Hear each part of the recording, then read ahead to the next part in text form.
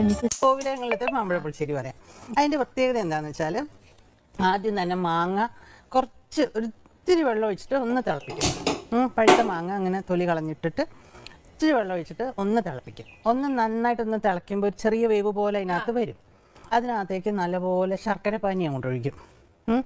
ശർക്കര പാനിയും ഈ മാങ്ങയും കൂടി ഇങ്ങനെ വഴണ്ട പോലെ ഇങ്ങനെ വഴറ്റി ഇങ്ങനെ ശർക്കര പാനി ഒഴിച്ചിട്ട് നന്നായിട്ട് ഇളക്കണം. അപ്പോൾ അതിങ്ങനെ എല്ലാം കൂടെ കുഴഞ്ഞ പോലെ വരും. എന്നിട്ട് അതിൽ കുറച്ച് നെയ്യ് ഒഴിക്കണം. അപ്പോൾ ആ നെയ്യിൻ്റെ മണം അതിലോട്ട് അങ്ങോട്ട് പിടിക്കും, ഈ മാങ്ങയിലോട്ട്. അത് അറിയരുത്, അത് സ്പെഷ്യൽ പറഞ്ഞു കൊടുക്കരുത്.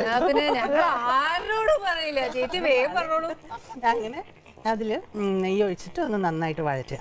എന്നിട്ട് അതിലേക്ക് വേണം നമ്മൾ കുറച്ച് തേങ്ങ, ഒരു പിടി തേങ്ങ, 4 മാങ്ങയുള്ളെങ്കിൽ ഒരു പിടി തേങ്ങ, കുറച്ച് തൈര്, കുറച്ച് മഞ്ഞൾപ്പൊടി, കുറച്ച് മുളക് പൊടി, ഇത്രയും മാത്രം. ചുമ്മാ ഉള്ളി ഇഞ്ചി ഒന്നും കൊണ്ടിടരുത്. ഇത്രയേ ഉള്ളൂ, കഴിഞ്ഞ കോമ്പിനേഷൻ. ഇത് നന്നായിട്ട് അരയ്ക്കുക, ഈ കുറുക്കി വെച്ചില്ല അതിനകത്തോട്ട് ഒഴിക്കുക.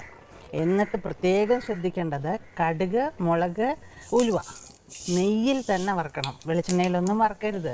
വെളിച്ചെണ്ണ മണണ്ടായിരിക്കും. ഒരു പാത്രത്തിൽ ഇങ്ങനെ കുറുകിയ പോലെ, അതെന്ന് വെച്ചാൽ കട്ടിക്ക് അങ്ങനെ പുഴുക്ക് പോലെ ആക്കരുത്, ഇത്തിരി ലൂസായിട്ട്. അതാണ് ശരിയായിട്ടുള്ള മാമ്പഴ പുളിശ്ശേരി. അവസാനം ആർക്കും വേണ്ടാത്ത കരിവേപ്പില.